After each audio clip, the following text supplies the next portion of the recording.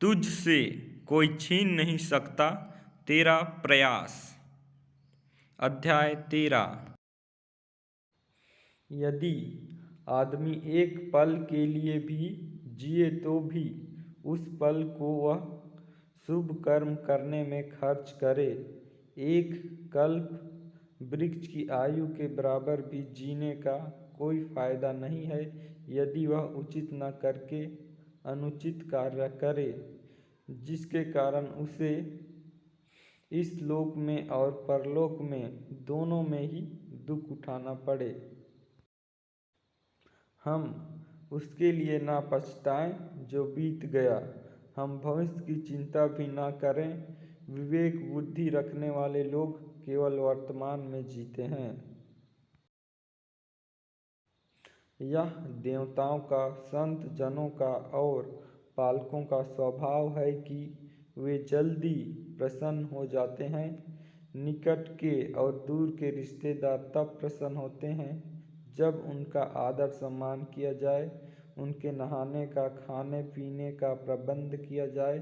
पंडित जन जब उन्हें आध्यात्मिक संदेश का मौका दिया जाता है तो प्रसन्न होते हैं।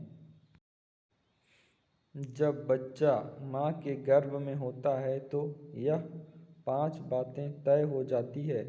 पहला, कितनी लंबी उम्र होगी। दूसरा, वह क्या करेगा। तीसरा और चौथा, कितना धन और ज्ञान अर्जित करेगा।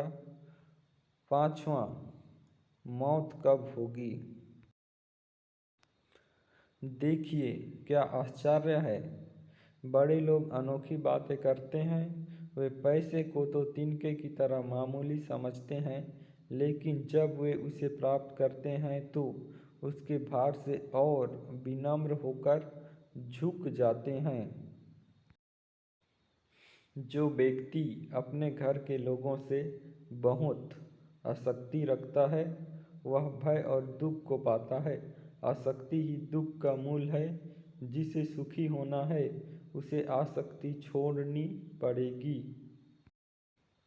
जो भविष्य के लिए तैयार है और जो किसी की परिस्थिति को चतुराई से निपटाता है, ये दोनों व्यक्ति सुखी है।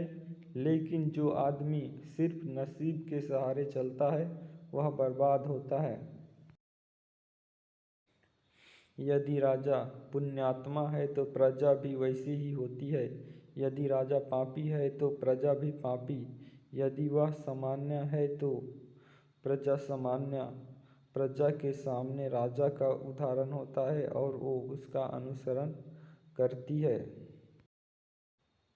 मेरी नज़रों में वह आदमी मृत है जो जीते जी धर्म का पालन नहीं करता, लेकिन जो धर्म पालन में अपने प्राण दे देता है वह मरने के बाद भी बेशक लंबा जीता है।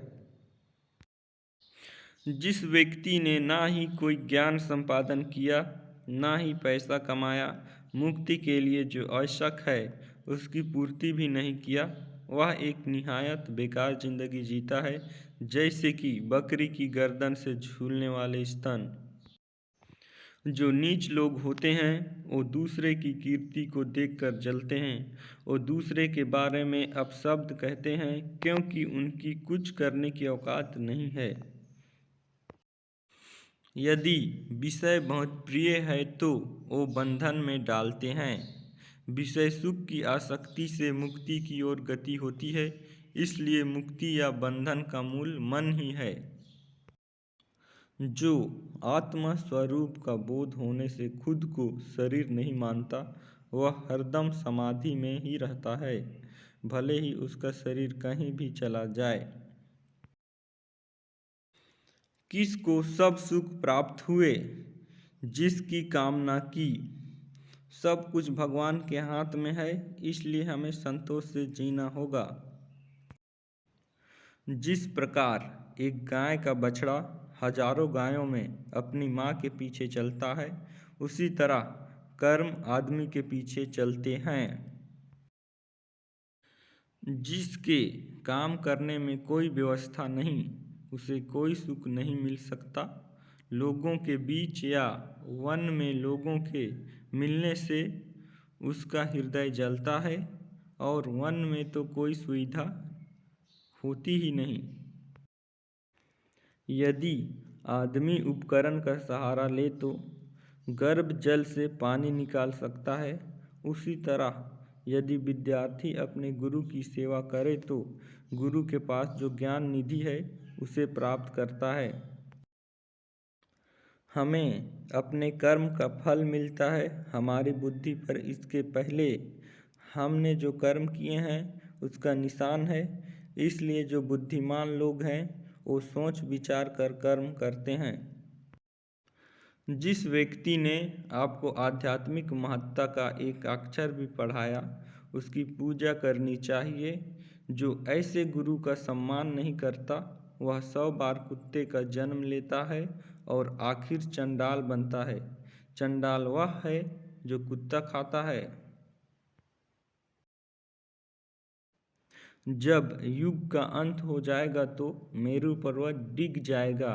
जब कल्प का अंत होगा तो सातों समुद्र का पानी विचलित हो जाएगा। लेकिन साधु कभी भी अपने आध्यात्मिक मार्ग से नहीं डिगेगा। इस धरती पर अन्न, जल और मीठे वचन ये असली रत्न हैं। मूर्खों को लगता है पत्थर के टुकड़े रत्न हैं।